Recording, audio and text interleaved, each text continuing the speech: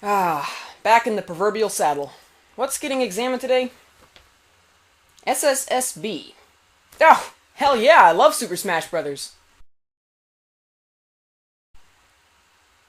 I've been tricked!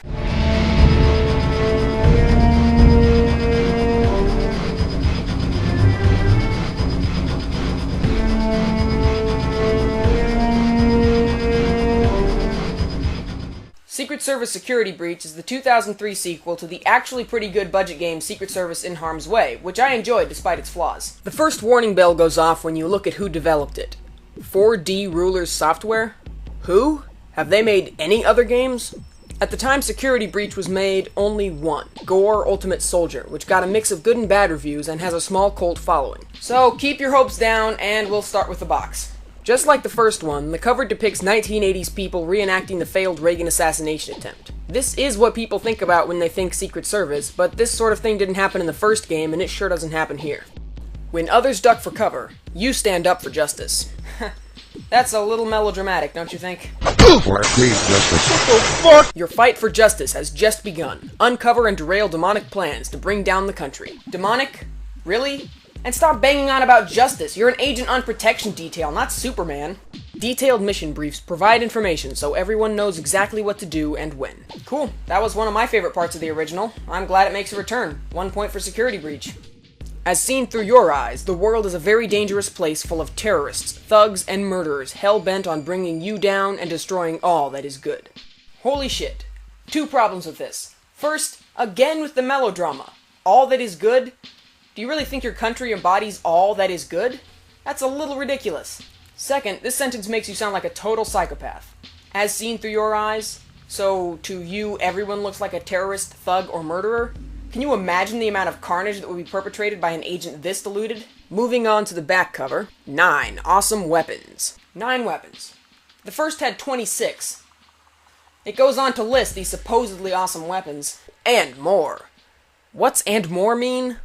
Well, I can give you a sneak preview. The "and more" refers to the flashlight and the switchblade. Not awesome, not really even weapons. JC?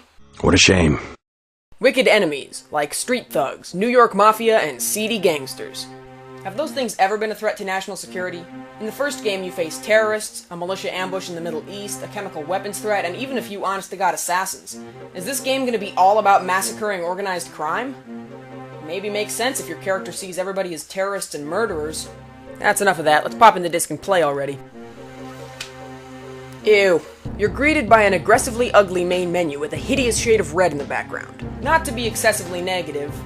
Well, okay, to be excessively negative, what happened to the awesome menu from the first game? In Harm's Way had a cool animation that played in the background, showing guns and stuff related to the game. It was so cool there was a button to hide the menu itself and just watch the animation. Security Breach? The color red. And the buttons are shaped like bullets. That might have been clever in 1994, but now it just makes Security Breach look like an awful Flash game. The menu doesn't just look bad, it also doesn't work. You have to restart the game if you make any graphics changes, but it doesn't tell you to do so. And you can't modify the controls through the menu either. Sure, there's a control menu, but it doesn't do anything. You have to open the control config file in the game's directory and do it manually. Start a new game, and you don't even start a career or make an agent. You just get dumped unceremoniously into the first mission. No training mission? Take another look at the box and notice how it says, "Will training, reaction time, and advanced weaponry be enough to keep you alive?" What the fuck, Security Breach? You know what? I'm beyond caring. Let's just play. Wait. No. The loading screen is the briefing. Just a one-page text dump, sometimes with grammatical errors and mixed tenses. No briefing means no tactics, which means it's not a tactical shooter anymore, is it? The shit's circling the drain already, but we'll give Security Breach a chance to redeem itself with gameplay. There are 3 shipments of counterfeit cash going out tonight. So find the cash and arrest Bernie Vidal. Your weapon clips through doors in first person. Yeah, this has been happening to enemies since the DOS era, but never to the player character in first person. Screw it, we gotta keep going. No, it isn't a tactical shooter. You don't pick equipment before a mission, instead you start with a pistol and collect other guns as you go on. You can also carry one of every weapon, 8 in all, and a flashlight, which replaces the handy tactical light feature found on weapons in the first game. You never need to use it, and even if you did, you wouldn't want to. You can't use another weapon when you're holding the light, so it only exists to show off the game's lighting engine. And yes, the game does have a reasonably impressive lighting engine. The box claims state-of-the-art graphics with per-pixel lighting and bump mapping, but the graphics are terrible. Characters look like plastic and talk without moving their mouths. Get me out of here, Agent! You don't know what they'll do to me! What's worse, the fancy lighting makes the graphics spaz out most of the time. Characters look more like a person-shaped hole in space than an actual NPC. The genuinely good lighting, though poorly handled, looks way out of place in this game. Security Breach probably started life as a lighting tech demo, but was repackaged as a full game to make a quick buck. It has nothing to do with In Harm's Way. The first level has you locating 3 boxes of, radioactive money, and then taking a mobster into custody. Gameplay-wise, there's nothing here. Every level is a series of corridors, and the enemies are clownish mobster stereotypes that run at you shooting until you gun them down. Some of the enemies don't even have guns, they just carry baseball bats.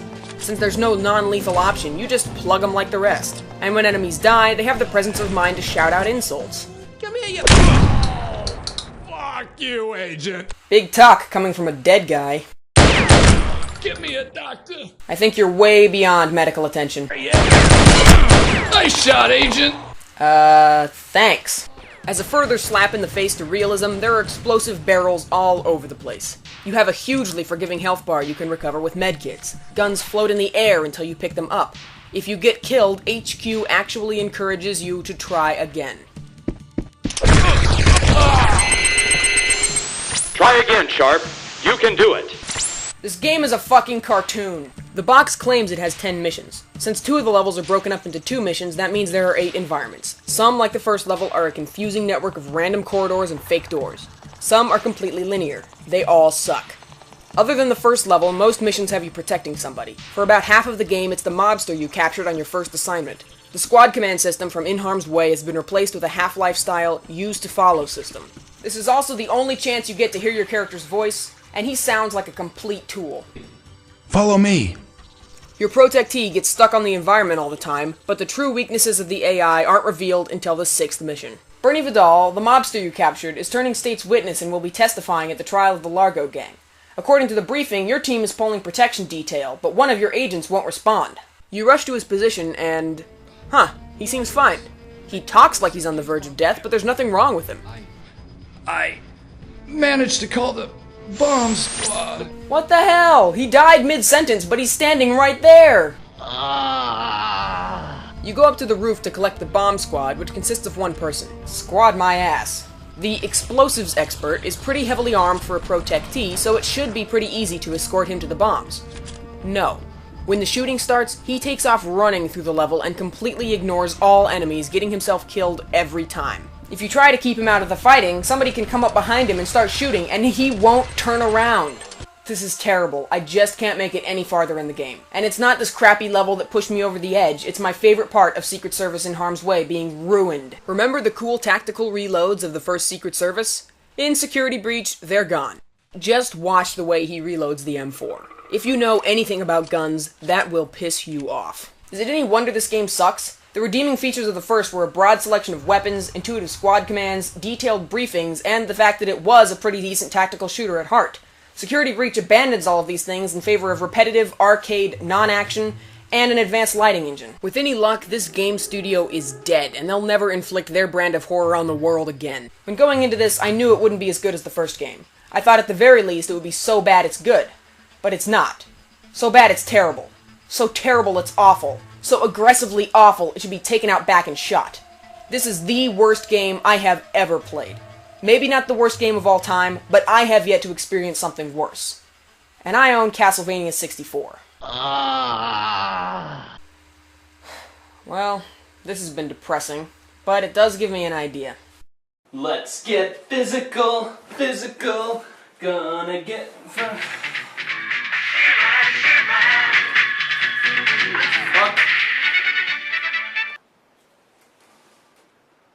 Hello? Hey, Q, it's Roland. I've got this great idea for a show. Why did I give you this number? So here's the pitch. There's already an angry video game nerd and a happy video game nerd. What's missing is a melancholy video game nerd. Stop calling.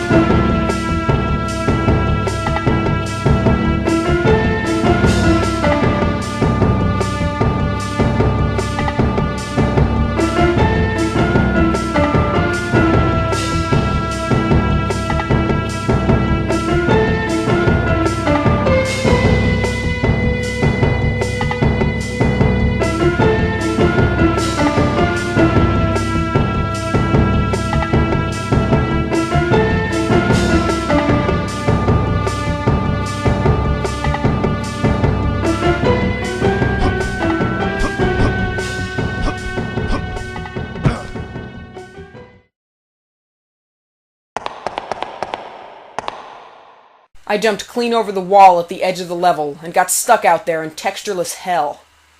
Pity me.